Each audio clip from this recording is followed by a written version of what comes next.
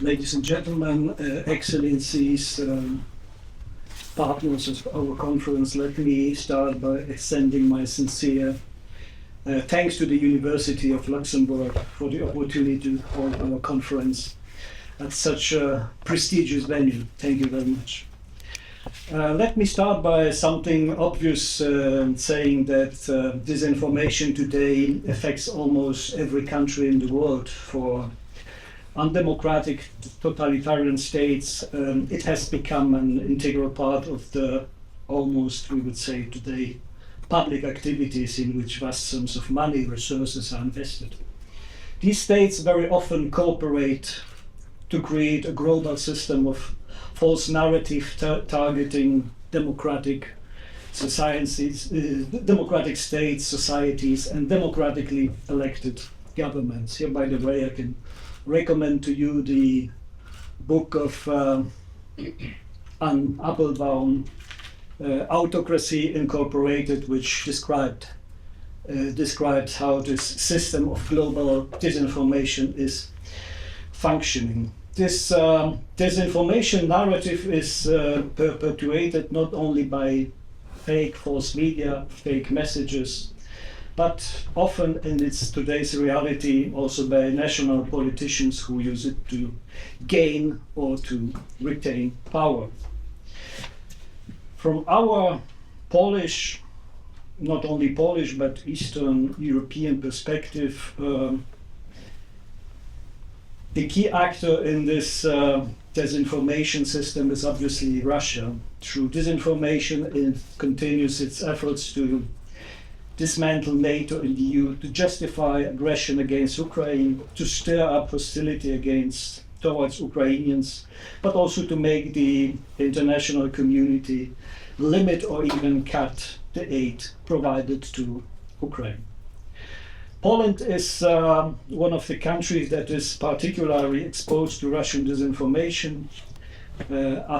Just after the Russian aggression, 1.7 million Ukrainian refugees received legal and financial protection in Poland. Today, Ukrainians account for about 67% of foreigners working in Poland. This is about 440,000 people, so more than the entire population of Luxembourg. Today also over 90% of Western material and defense aid passes through our common border. It's in Poland where Ukrainian trains arrive to carrying European but also world leaders to Kiev. This is something that Russia does not like, as you can imagine. So in Poland, but not only in Poland, the disinformation portrays Ukrainians as threat, as aggressor, as recipients of all possible aid who give nothing in return, which is obviously not true. In many countries, the purpose of disinformation is to make people believe that supporting Ukraine could lead to being drawn into the war. How can such disinformation be countered today? As we are at the university, I will fix your attention more on history and education, that I believe is a necessary instrument and tool in countering disinformation.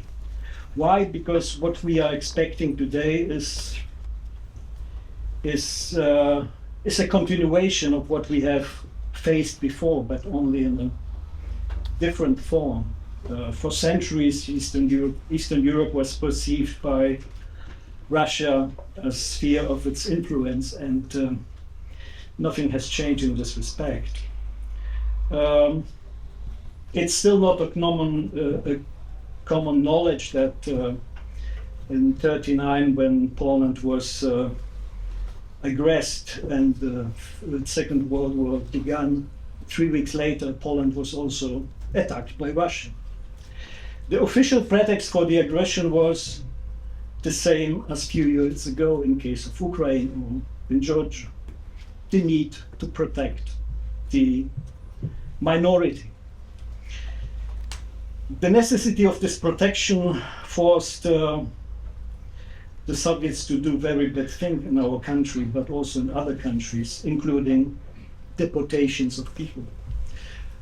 Besides, the history of deportations in our region goes back 100 years. So after the war, until the restoration of independence in the 90s, the true version of history in our countries was replaced by the narrative of the liberating Russian army. Besides, this motive is still present in today's disinformation.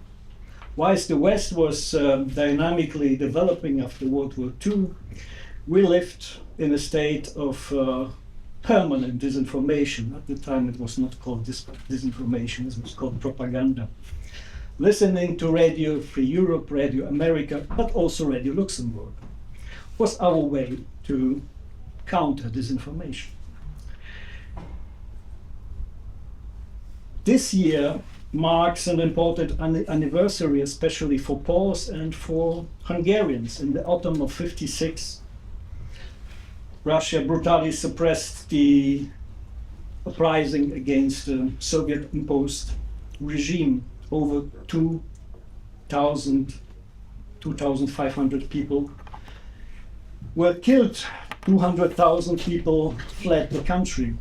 Earlier in June, 10,000 soldiers, 400 tanks were deployed into Poland to suppress demonstration against a Soviet-imposed regime. 57 people died. We have in Poland a tradition of uprisings, so they were organized almost every 5 years until the establishment of the democracy in '89. Not to forget the Prague Spring and many years later, the Maidan. The official propaganda today, disinformation, portrayed these events as instigated by hostile elements. This was a standard formula in our countries to explain the brutality of the regime. Today, the hostile elements have been replaced by non-existent Nazis. Back in the 90s, we wanted to believe that attacks on the sovereignty of democratic states belong to the past. But we were wrong. Today, we are better protected because we are members of NATO. Regretfully, Ukraine is not yet there. But thanks paradoxically to this tragic experience of Poles, of Ukrainians, that also have suffered genocide in the 30s, the so-called Holodomor, I think that we are more resistant to disinformation today than many Western societies, which very often, without this historical background, mistakenly treat Russian aggression as abstract, distant wars. For us, it isn't history. Ladies and gentlemen, as we are at the university, I would like to stress this is my experience as father of two daughters studying at universities. The disinformation is increasingly affecting young people.